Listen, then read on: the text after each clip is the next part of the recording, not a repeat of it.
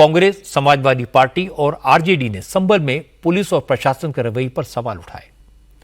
राहुल गांधी, प्रियंका गांधी, इमरान मसूद, इमरान प्रतापगढ़ी ने संभल में पुलिस प्रशासन पर पक्षपात करने का, मुसलमानों से भेदभाव करने का, जुल्म का इल्जाम लगाया।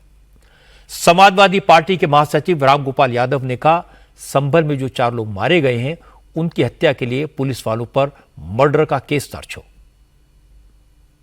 अब आप समझते हैं जो संभल के सांसद वहां थे ही नहीं, वहां इसके बावजूद मुकदमा कायम हो जाए अपनी खाल बचाने के लिए कि इनके ऊपर जो मुकदमा कायम होगा वो तो आज नहीं तो कल होगा ही। 302 का मुकदमा यहाँ देगारी के खिलाफ, तो उससे बचने के लिए एक एलिबाई है। समाजवादी पार्टी ने संभल की हिंसा पर चर्चा के लिए पार्लियामेंट में एडजर्नमेंट का नोटिस भी दिया। आज इस मामले को लेकर अखिलेश यादव लोकसभा के स्पीकर ओम बिरला से मिले। अखिलेश यादव ने कहा कि जिन लोगों ने बाई इलेक्शन में वोट की चोरी की, उन्होंने उस मामले से ध्यान भटकाने के लिए संभल में हिंसा करवाई। अखिलेश ने कहा, संभल की हिंसा पुलिस स्पॉन्सर्ड थी।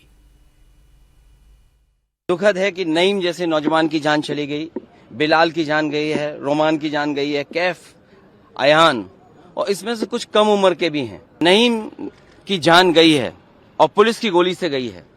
पूरा का पूरा कराया गया ये दंगा है, और किसने कराया? सरकार ने कराया, क्योंकि सरकार जो बेईमानी कर रही थी, सरकार जिसने वोट लूटा, सरकार ने जिसने मशीन पर ईवीएम की बटन बार बार पुलिस से दबाई, प्राइवेट ड्रेस में पुलिस लगाई, उस चुनाव में इनकी धांधली, इनकी चोरी न पकड़ी है, इसलिए जानबूझ करके संभल में घटना कराई है। हमारे सांसद जियाउर रहमान जब संभल में ही नहीं थे और उसके बावजूद भी उन पर एफआईआर दर्ज करना, ऐसा उदाहरण कभी किसी को मिला होगा देखने को, सुनने को? कुछ लोग तो ये कहते हैं कि साबरमती फिल्म देख करके उन्हें लगा कि उन्हें भी बड़ा नेता बनना है, इसलिए ये सब कुछ कराया गया।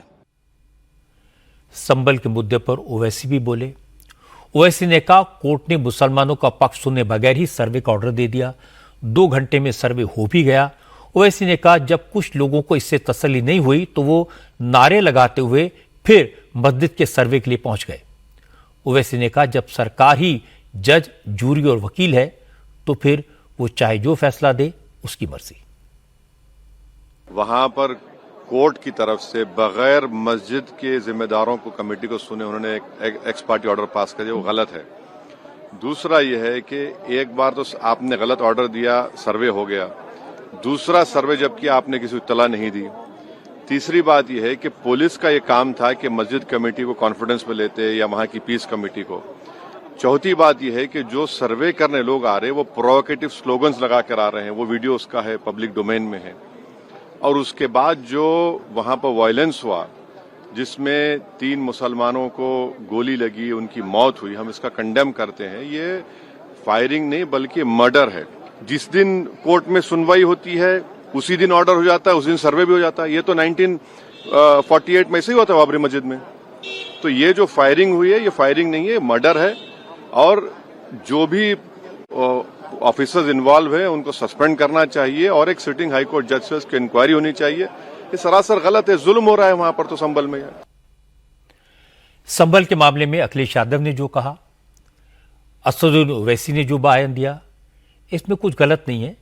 ये उनकी सियासत, उनकी फितरत और उनकी पॉलिटिकल सहूलियत के मुताबिक है। इस केस में मेन किरदार 3 हैं। पहले हैं यहां के एमपी जियाउर रहमान बर्क, दूसरे विधायक इकबाल महमूद और तीसरे सदर जफर अली।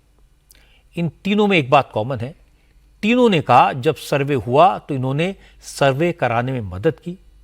बर्क साहब ने कहा कि सर्वे शांति से हुआ, उसके बाद वो बेंगलुरु चले गए। विधायक इकबाल महमूद ने कहा कि वो लखनऊ में थे लेकिन उनके बेटे ने सर्वे कराने में पूरी मदद की। और सदर साहब ने भी कहा उन्हें सर्वे से कोई शिकायत नहीं थी, सर्वे कोर्ट के आदेश पर हुआ और उन्होंने उसका पालन किया, सब कुछ शांति से निपट गया। इसका मतलब पहले सब कुछ ठीक ठाक था। जब स्थानीय राजनीति सामने आई, इलाके में अपनी नेतागिरी, अपने रसूख का सवाल आया, तो इन लोगों ने सारा ब्लेम पुलिस पर लगा दिया। कहा सारी बदमाशी पुलिस ने की, लोगों को पुलिस ने भड़काया। लेकिन उन्होंने ये नहीं बताया कि इतने सारे नकाबपोश कहां से आए, उनके हाथों में हथियार कहां से आए, पत्थर कहां से आए? अगर पुलिस उन्हें लेकर आई थी तो इन लोगों ने पुलिस पर हमला क्यों किया?